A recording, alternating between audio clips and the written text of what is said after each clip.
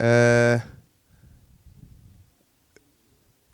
tubaye kaze muri uyu mwanya kandi kugira ngo tubashe kuganira ijambo ry'Imana.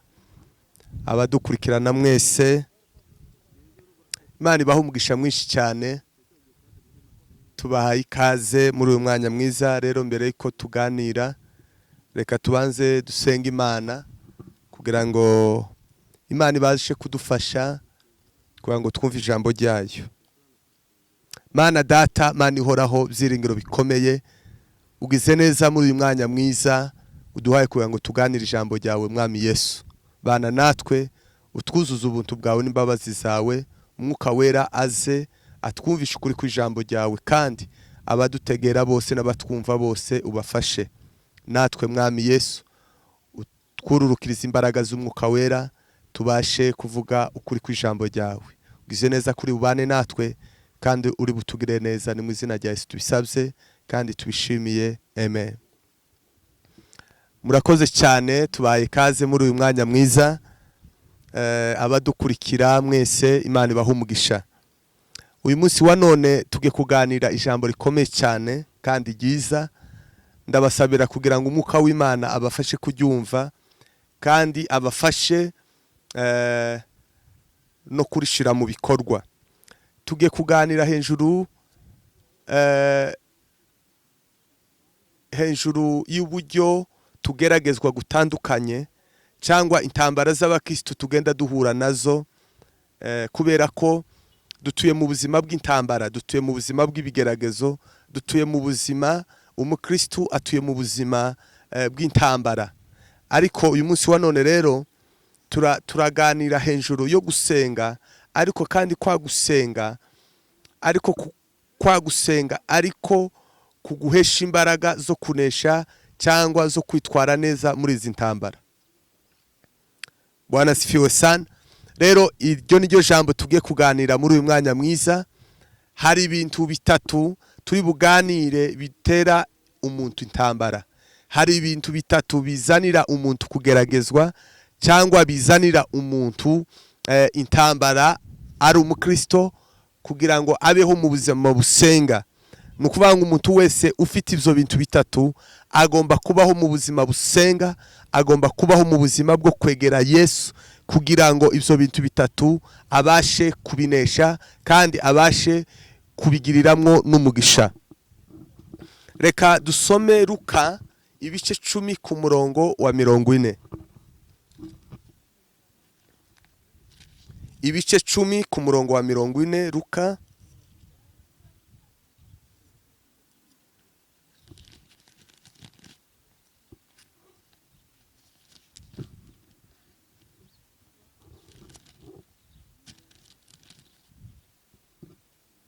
Reka dusome mu izina rya Yesu. Ibice 10 ku murongo wa 40. Ariko Marita yari yahagaritswe umutima n'imirimo myinshi yo kuzimana. Aho bigeze aramwegera aramubaza ati, databuja, ntibikubabaje yuko mwene data yampariye imirimo? Wamubwiye akamfasha? Umwami Yesu aramusubiza ati, Marita, Marita, uriganyira wirusha muri byinshi, ariko ngombwa ni kimwe, kandi Mariya yahisemwo umugabane mwiza atazakwa. Tugiye guhagarira kuri iri jambo. Dufite abantu babiri mu itorero. Dufite abantu bameze nk'aba Marita, tukagira n'abandi bameze nk'aba Mariya. Marita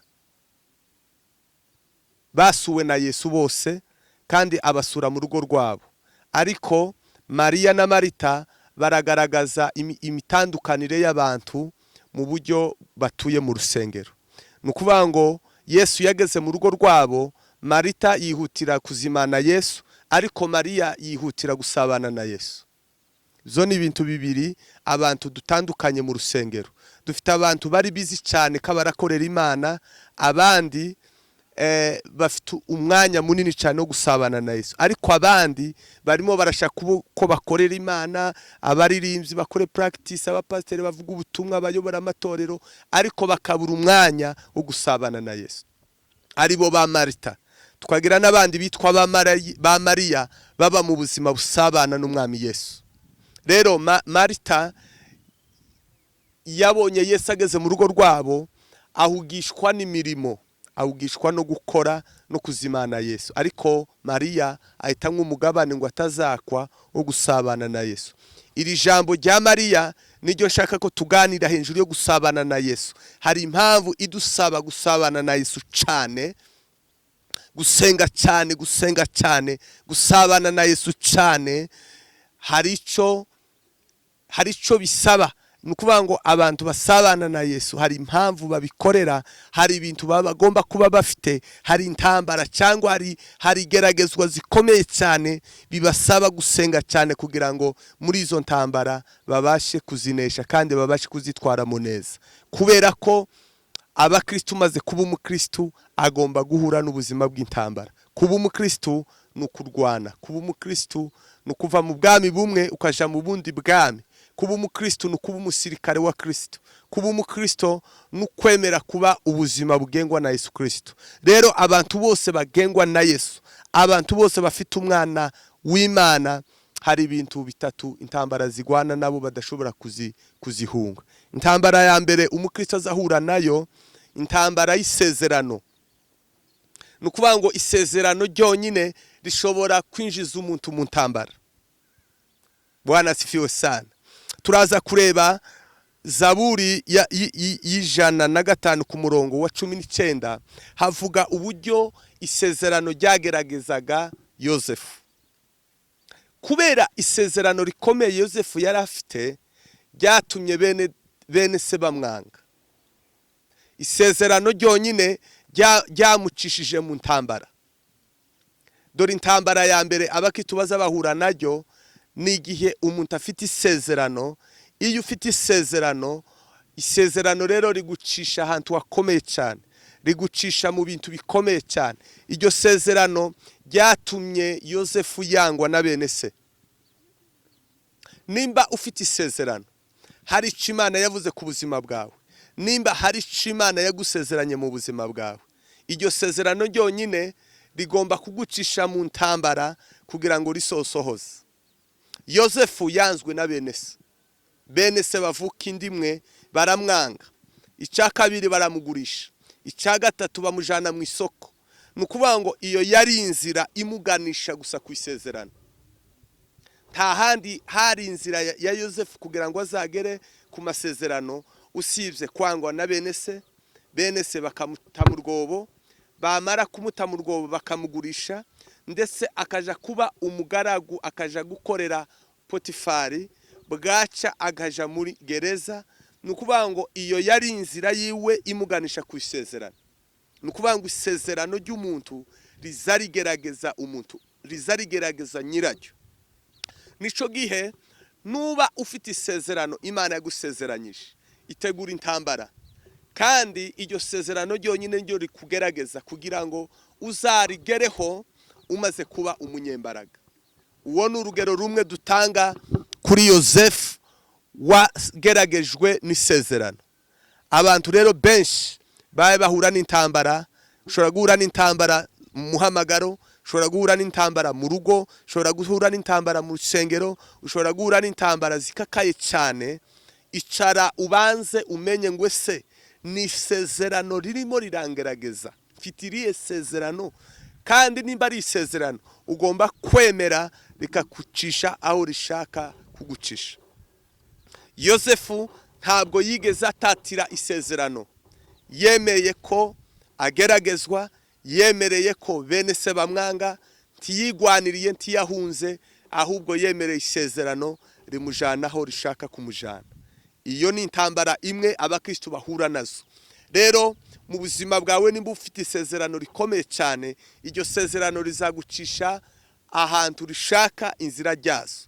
Kandi inzira y'isezerano ntabwo isezerano ushobora kuricisha aho we ushaka, ahubwo wemera ko rigucisha aho rishaka kugira ngo rikuganishe ku isezerano. Bwana asifiwe sana. Uwo ni umuntu umwe wageragejwe n'isezerano. Umundi wa kabiri wageragejwe ni Yesu. Yesu kugira ngo agere ku isezerano ryo gucungura umwana w'umuntu amaze kubatizwa ndetse agitangira no kuvuka, Herode yaramuhize, yaciye mu rupfu Yesu arahunga abimpunzi aja muri Egiputa. Amaze kuvayo, amaze gukura, amaze kubatizwa, umwuka ngo umujana mu butayu kumugerageza. Yesu isezerano ryiwe kugira ngo ricungure agere ku isezerano ryo gucungura abantu, isezerano iryo ryari kumuganisha mu rupfu, ryari kumucisha mu rupfu. Ni ukuvuga ngo rero isezerano rizarigerageza urifite. Ndagusabira mwene data, nimba ufite isezerano, nimba ufite intambara, banza wicare utekereze ngo se intambara ndimo ndarwana ni intambara ijanye hejuru niki? Ni isezerano ririmo rirangerageza. Ugomba rero kugyemerera rikakugerageza kandi rikagucisha aho rishaka. Yesu ryamucishije mu rupfu, rimucisha ku musaraba kugira ngo agere kuco yaragambiriye cyangwa agere ku isezerano ryo gucungura umuntu. Umuntu wa gatatu, Dawudi yahuye n'intambara zikomeye cyane kugira ngo azabe umwami. Intambara yahuye nazo zose zari intambara z'isezerano. Reka mvuge ku ntambara zine Dawudi yarwanye. Intambara ya mbere yarwanye ni dubu n'intare. Iryo sezerano ntabwo ryamutwaye igihe kirekire kandi yari afite imbaraga zo kunesha idubu n'intare. Isezerano rya kabiri ni isezerano rya Goliyati. Goliyati nawe ntiyamutwaye igihe kinini cyane kubera ko Dawidi yari yizeye Imana kandi yari afite imbaraga zikomeye cyane. Intambara ya gatatu Dawidi yarwanye ni intambara y'umuhungu we Abusalomu. Abusalomu umuhungu we ashaka kumugwanya, yaramugoye cyane iyo ntambara. Kugwana n'umwana wawe ni intambara itoroshe, ariko muri izo ntambara zose yabayeho mu buryo bwo gusega no kwegera Imana cyane, kandi akemerera ko izo ntambara zose zimubaho ariko ari iruhande rw'Imana, yiringiye Imana. Intambara ya kane ni intambara ya Sawuli sebukwe. Yagwanye na sebukwe, ni intambara ikomeye cyane y'amavuta. Intambara y'amavuta, nimba mubona abantu bafite ibibazo by'intambara, ni intambara z'amavuta. Mu itorero ni intambara z'amavuta. Izo ni intambara Dawidi yagwanye, ariko iyamugoye cyane ni intambara ya sebukwe. Intambara ya sebukwe yaramugoye cyane, yarahunze arahunga. Mwumve, uwari warasizwe amavuta yo kuzaba umwami, ariko kugira ngo azabe umwami wa Isiraheli yaciye mu bintu biteye ubwoba, yaciye mu bigaragazo bikomeye. Yarahizwe n'umwami Sawuli ari nawe sebukwe, yahuye mu bigaragazo biteye ubwoba. Yageze igihe cyo kubura ibiryo, yageze igihe cyo kwigira umusazi, arahunga igihugu abimpunzi, aragenda kubera isezerano. Isezerano iyo urifite ugomba kwemera rikakucisha aho urishaka ko unyura. Umuntu wa nyuma ndangiza ni Aburahamu kugira ngo abe sekuruza wabizera, kugira ngo abe sekuruza wabizera yahuye n'ibigeragezo bikomeye cyane. Yaciye mu kigeragezo cyo kubura ibyara, agera igihe Imana imuha urubyaro, agera igihe Imana imubwira ngo nafate Isake amutambe. Iyo yari inzira y'isezerano kugira ngo Aburahamu abe sekuruza wabizera, abe sekuruza wabizera. Iryo sezerano yabanjije kuca mu ntambara zikomere kugira ngo azagere kuri iryo sezerano, ariko ibyo bintu byose yahuye nabyo yabaga mu bihe byo gusabana no kwegera Imana cyane kugira ngo Imana imugwanire kandi imuneshereze muri izo ntambara z'isezerano. Nshuti zanje, nuhura n'intambara, nuhura n'ibigeragezo, bimwe bizanwa n'isezerano. Mureke isezerano rikugerageze, reka isezerano rigucisha aho rishaka kugucisha, ariko wewe wegera Imana usenge cyane. Nimba ufite isezerano senga cyane, nimba ufite isezerano senga cyane. Nico gihe uzahura n'ibigeragezo n'intambara, kubera ko uzaba uri mu bihe byo gusenga, Imana izakuneshereza kandi izakugwanirira.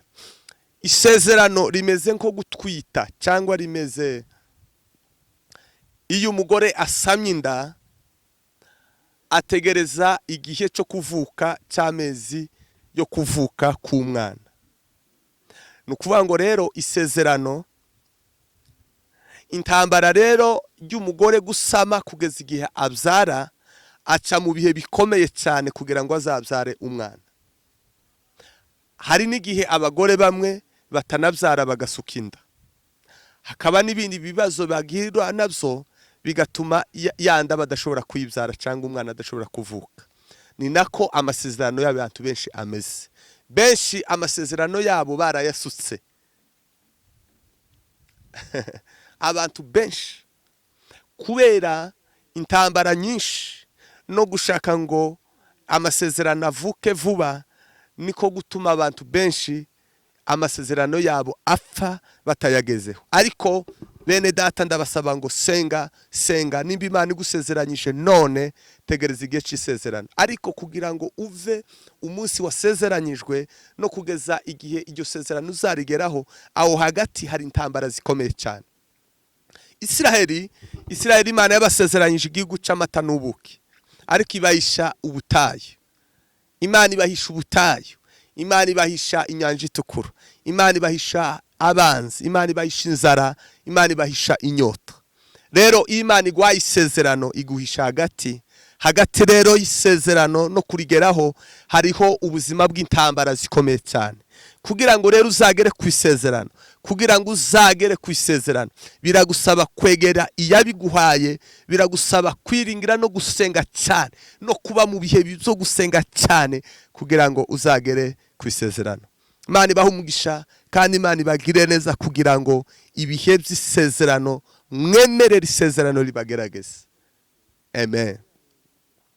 Reka tugende ku kintu cya kabiri. Tugeragezwa, kwizera kwacu kuratugerageza. Reka turabisanga muri Yakobo igice cya mbere.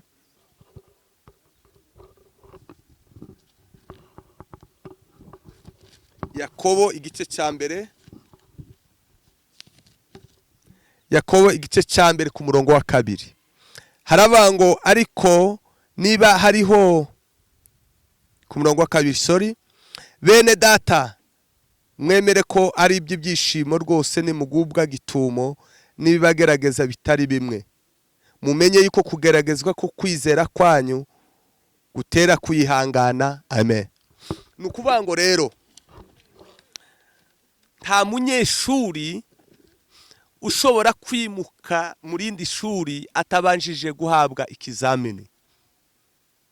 Ni nako udashobora kuzamuka mu kwizera Imana itabashije kukugerageza, itabashije kuguha ikizamini kugira ngo ubashe kuzamuka mu bundi bwiza. Iyo Bibiliya ivuga ngo tuva mu bwiza twinjira mu bundi bwiza, bisobanura iki? Nukuvuga ngo buri bwiza bugira intambara zabwo, buri bwiza bugira ibigeragezo byabwo. Nukuvuga ngo kugira ngo winjire mu bundi bwiza ugomba kubanza ukanesha ibigeragezo z'ubwiza uburimo. Nukuvuga ngo ibigeragezo, ikizamini nico kiguhesha kwimuka. Iyo ugitsinze biguhesha kwimuka mu yindi level cyangwa mu rindi shuri. Rero kwizera, Imana ishaka kugukuza mu buryo bwo kwizera, irabanza ikakugerageza, ikaguha ikizamini kugira ngo ubashe kugitsinda, ubashe kwimuka. Nukuvuga ngo rero kwizera, intambara nyinshi tugenda duhura nazo ni intambara zo kwizera, nizo kwizera. Yavuze ngo nimugubwa gitumo n'ibibagerageza bitari bimwe, mugira ibyishimo byinshi. Kandi ngo ni ibigeragezo byo kwizera, kandi kuko kwizera ngo biza bitera abantu kwihangana. Ndaza kubabwira, iyo urimo urageragezwa banza umenye ngo se uku kugeragezwa naye ngeragezwa ni ukugeragezwa ku kwizera cyangwa ni ukugeragezwa ku isezerano. Izo bizaguhesha uburyo bwo gusenga, bizaguhesha n'uburyo bwo kwihangana. Uburyo bwo kwizera, intwaro yo kunesha ibigeragezo byo kwizera birimo kwihangana. Kwihangana niko kuza kuduha kunesha ibitugerageza bijanye no kwizera. Amen. Mwumvira ijambo cyane.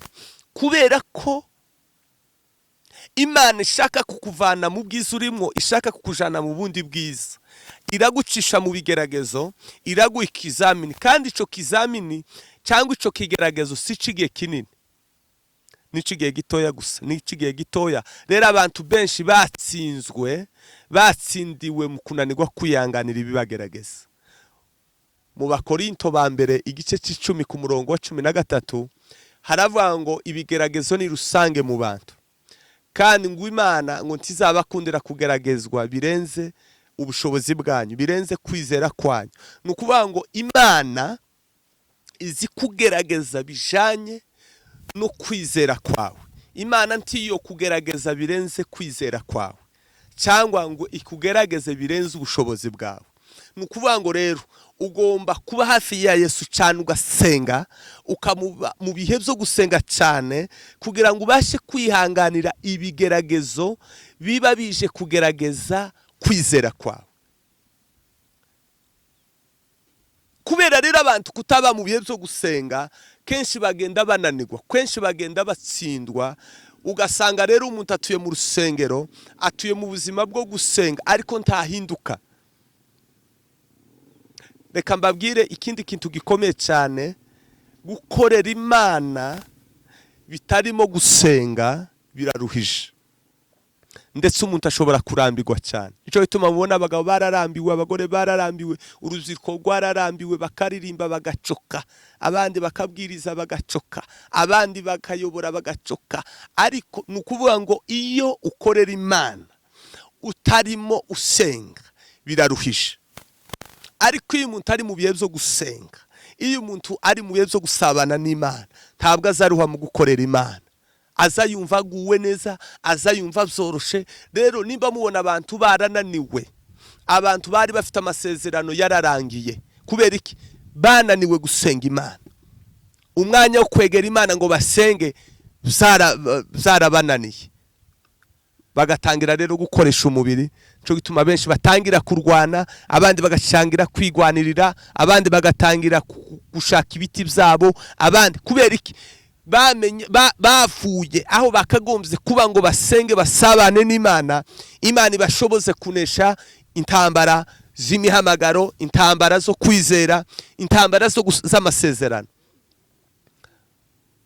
Bene data, gusenga, kwegera Yesu nivyo binaniye abantu, ariko abantu gukora bari busy cyane. Ariko kwegera Yesu ngo basenge, babe mu buzima bwo gusabana na Yesu ngo basenge, nivyo binaniye abantu. Nico bituma abantu birwanirira, abandi bakihangira ivyabo. Ariko uyu munsi wa none ndagusaba ngo intambara wahura nazo, ibigeragezo wahura nazo, icara, senga, egera Imana, usenge. Imana izagucerekezo. Imana yaguhaye iryo sezerano, tuza wihangana usenge, Imana izagusohora, izabisohora. Nimba ari intambara yo kwizera, shobora kuba ari inzara, shobora kuba ari ibindi bintu byinshi cyane mu rugo n'ibindi byinshi. Izo ni intambara zo kwizera. Ihangane n'ivy'igihe gitoya kugira ngo winjire mu bundi bw'isi. Semene, amen. Ndangiza indi ntambara ya nyuma abakristo bahura nazo, ni intambara zibaganisha mu gukora icyaha cyangwa ibishuko. Nukuvuga ngo rero ibigeragezo zose bizaza bikuganisha mu gukora icyaha, uzamenye ko ari Satani. Ico ugomba kugihunga, ushobora kukigwanya. Rero nimusome Petero wa mbere, Petero wa mbere igice ca 5 ku murongo, Petero wa mbere igice ca 5 ku murongo wa 8 haravuga ngo mwirinde ibisindisha, mube maso, kuko umurezi wanyu Satani azerera nk'intare yivuga ashaka abo uwo yaconcomera. Mumurwanye mushikamye kandi mufite kwizera gukomeye, muzi yuko bene data muri mwisi muhuje imibabaro. Nukuvuga ngo rero Satani aduteza intambara, aduteza ibishuko kugira ngo tuve mu byizego, kugira ngo dukore ibyaha. Muri iryo sezerano rya Yosefu, Yosefu yahuye n'intambara imukura ku masezerano, imukura mu bushake bw'Imana, igihe muka Potifari yifuzaga ko bakorana icyaha. Rero bene data ndabasaba ngo mugwane intambara nziza, kandi izo ntambara zibahe muzigwane kandi mushikamye mwaye musenga Imana. Imana ibahe umugisha, Imana ibagire neza. Reka mbasengere kugira ngo ubutaha tuzongera kandi tuganire kwimbitse cyane mu ijambo muri ico kintu ca kabiri.